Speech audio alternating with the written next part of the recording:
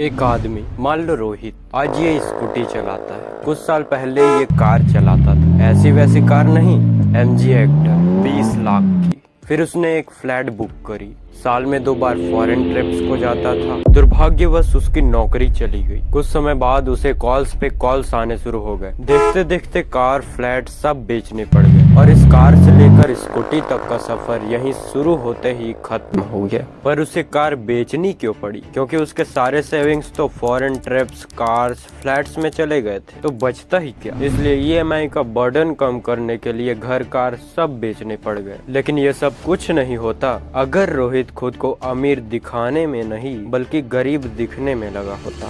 कभी आपने सोचा है कि क्यों दुनिया के रिचेस्ट लोग कभी शो ऑफ करते नहीं दिखते? ये एक सामान्य से टी-शर्ट पहनते, क्यों ये लोग दिखाते नहीं फिरते कि मेरे पास इतनी नेटवर्थ है, मैं इतने आईफोन्स खरीद सकता। ये खुद डायमंड की घड़ी नहीं पहनते, लेकिन इनके एम्प्लॉय डायमंड की घड़ी पहनते हुए दिख जाएंगे। इस वीडियो को देखिए। इस वीडियो में लुलु ग्रुप के ओनर यूसुफ अली अपने एम्प्लॉय को बुलाते हैं और लोगों को दिखाते हैं कि कैसे उनके एम्प्लॉय के पास एक डायमंड की घड़ी है, जबकि वो एक नॉर्मल घड़ी पहनते हैं। डायमंड वॉच नहीं पहनते, बेबी नहीं पहनते। एक मिनट, हमारा स्टाफ पहनता है, इधर आओ। हमें और नहीं पहनते, ये डायमंड वाला पहनता है। यूसुफ अली एक बिलियनियर, वे चाहे तो जितने चाहे उतने डायमंड वॉचेस खरीद सकते हैं। पर सवाल यहाँ पर ये है कि वे नॉर्मल घड़ी क्यों पहनते हैं। ये हैं सैम बैंकमैन। जब ये सिर्फ 29 साल के थे तब इनकी नेटवर्थ $22 बिलियन थी। ये अंडर 30 रिचेस्ट लोगों में से नंबर 1 पर आते थे। फिर भी ये ऐसे ही सो जाते थे। इन्होंने कभी अपने बालों को स्टाइलिश नहीं करवाया, शॉर्ट्स और ढीली टी-शर्ट में ही बाहर घुमाते थे। ऐसी कोई सुपर कार नहीं जो ये नहीं खरीद सकते थे, लेकिन इनके पास सिर्फ ये कार थी। लेकिन सवाल ये उठता है कि इतना पैसा होने के बाद भी ये सिंपल क्यों थे? एक तरफ है मिडिल क्लास जो एक शादी में जाने वाली है। पिताजी ने मस्त शर्ट पैंट पहना है, लेकिन पुत्र कह रहा है नहीं पिताजी, मैं सिंपल लोवर और टी-शर्ट में ही शादी में जाऊंगा। तब पिताजी कहते हैं, अरे ये क्या बोल रहा है बेटा, वहाँ ऐसे जाएगा तो लोग क्या सोचेंगे, उनके सामने हमारी इमेज क्या बनेगी। नहीं, तू पैंट शर्ट में ही जाएगा। पूज्य पिताजी चाहते हैं कि लोगों के सामने हमारी इमेज अच्छी बनी रहे, उन्हें ऐसा न लगे कि हम भी उनसे कम हैं। लेकिन सवाल ये उठता है कि लोवर और टी-शर्ट में शादी में जाने में क्या बुराई है?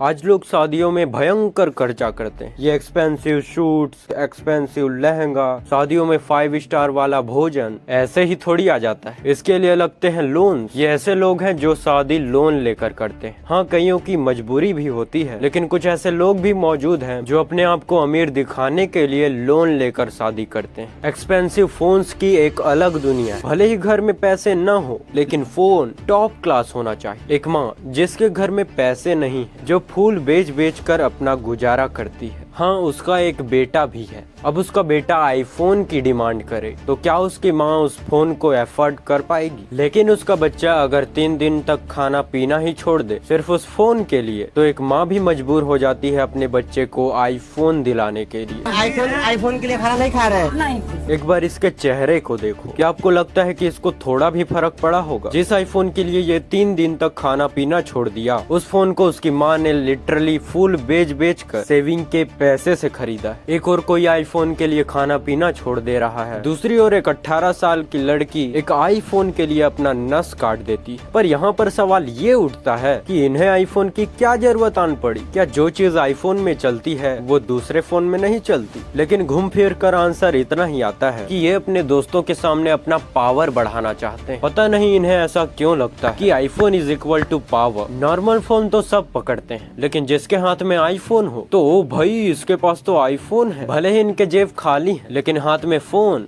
आईफोन है। ओके, इनका तो चलता रहेगा, लेकिन अगर आप इस वीडियो को देखते हैं तो होप करता हूँ आपको एक अलग वाइब आए। जय सिया राम।